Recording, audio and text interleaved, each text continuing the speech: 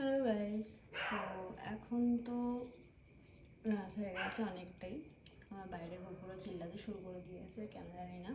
But আমি কাজ থেকে ফিরে ফ্রেশ হয়ে কিছু কথা মনে হলো যে শেয়ার করি। তো চলো, গল্প করতে করতে নাই স্কিন কেয়ারও দেখিয়ে দেবো তোমাদেরকে। আমি বেশিরভাগই ড্রাই স্কিনের জন্য সেটাপেল ইউজ করি, এটা লাইক স্কিনের জন্য আমার বেটার মনে হয়।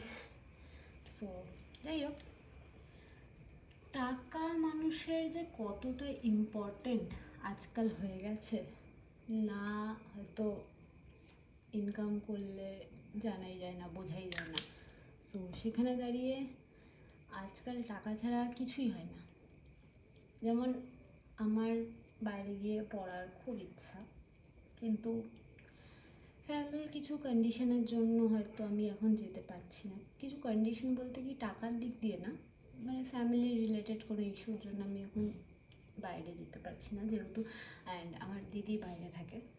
সো একটা ফিল হয় যে না, দিদি বাইরে আছে আমার মা বাবার কাছে, তো দিদি অনেকটাই দূরে, সেই 7 সমুদ্র 13 নদীর পাড়ে।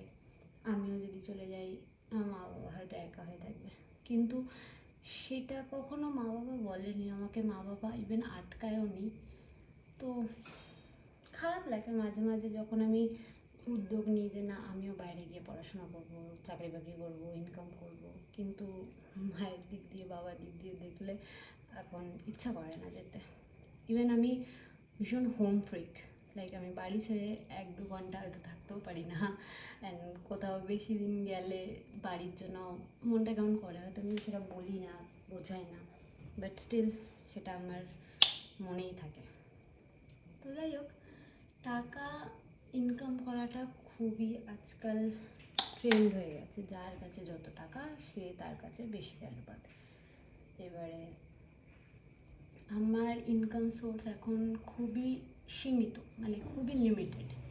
সেটা মানে একজনের জন্য, সিঙ্গেল পার্সনের জন্য ঠিক আছে, বাট যখন দায়িত্ব চলে আসে না, আস্তে আস্তে আমরা যখন বড় হচ্ছি, বাড়ির দায়িত্ব নিতে হয়, দেন নিজের হাত খরচা চালাতে হয়, তখন গিয়ে মনে হয় যে না, আর একটু হয়তো ইনকাম করলে আমরা বেশি ভালো হব, বেশি ভালো থাকবো, ভালো খেতে পারবো, ভালো পরতে পারবো, জামা কাপড় পরতে পারবো, দামি দামি ব্র্যান্ড ইউজ করতে পারবো। কিন্তু আদৌ কি হ্যাপি থাকবো?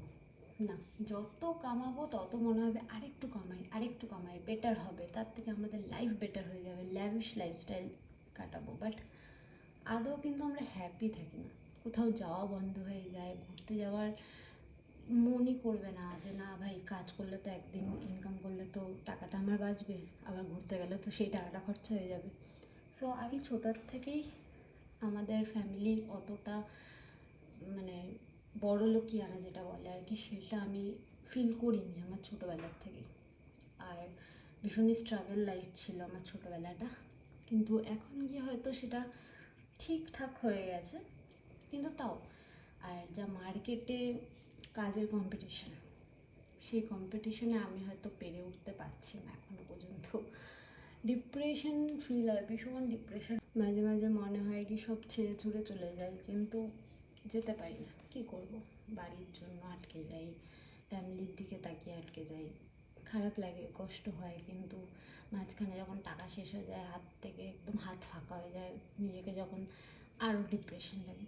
কিন্তু এই ডিপ্রেশন থেকে বেরোনোর রাস্তা কিন্তু কারোর কাছে নেই। সো ডিপ্রেশন থেকে কাটার আমার কাছে একটাই উপায়, নিজের সাথে কথা বলো। নিজের সাথে কথা যতক্ষণ না তুমি বলবে, যতক্ষণ ক্লিয়ার হবে নিজের প্রবলেমগুলোকে সলিউশন আর কি বের করে তুমি বেরিয়ে আসার চেষ্টা করবে, কেউ পারবে না তোমার ডিপ্রেশন থেকে তোমাকে বের করতে। একটাই অপশন থাকবে, সুইসাইড। কিন্তু আমি একদমই চাই না, নিজের একটাই ভাই লাইফ, সেটাকে শেষ করে দেবো এত তাড়াতাড়ি? এটাকেই বাঁচতে হবে। এই লাইফটা যখন পেয়েছো ভগবানের দয়ায়, তো সেটাকে নিয়েই তোমাকে এগোতে হবে।